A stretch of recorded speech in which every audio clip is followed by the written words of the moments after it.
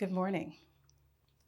This morning we're going to talk about sun salutations and how we should be using our arms to make it a better stretch and better strength work. So one of the things I see a lot in my classes is people moving their arms and moving their backs or their spines, and the two are not working together. People are not using their arms to assist in the effectiveness of the sun salutation.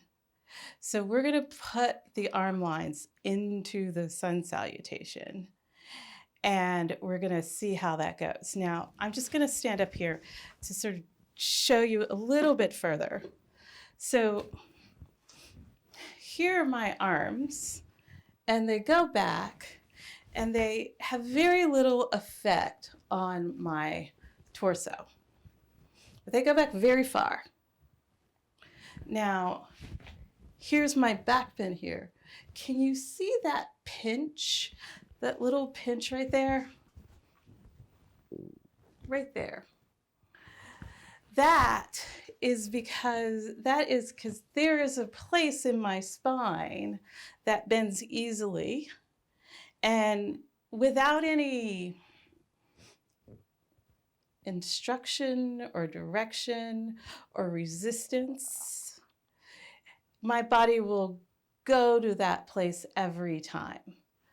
My arms, not everybody's shoulders are quite as mobile, but my arms will also very easily disconnect from my fascial system and go pretty far back, and mine aren't the worst. I've seen people who can do more. So what we want is to connect our arms into this core so that it really affects the stretch and informs the back bend when we're standing, and it increases and informs the strength work when we're on the floor. So if we were to demonstrate that back bend again, I'm going to bring my arms up. I'm going to find resistance. So this is my first point of resistance.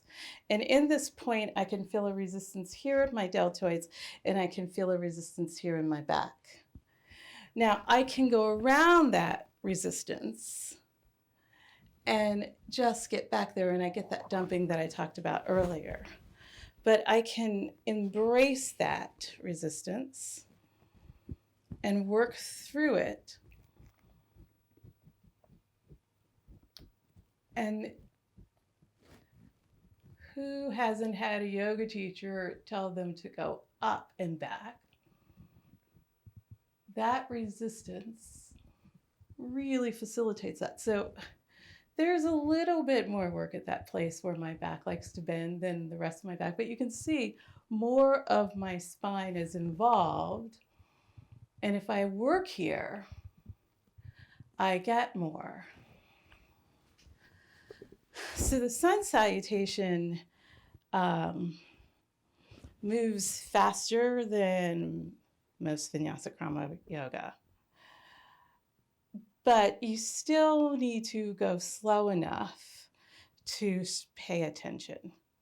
So here's the agenda. We're going to do a short video, do a quick, try in minimal detail to map out the lines again, or to map out the lines.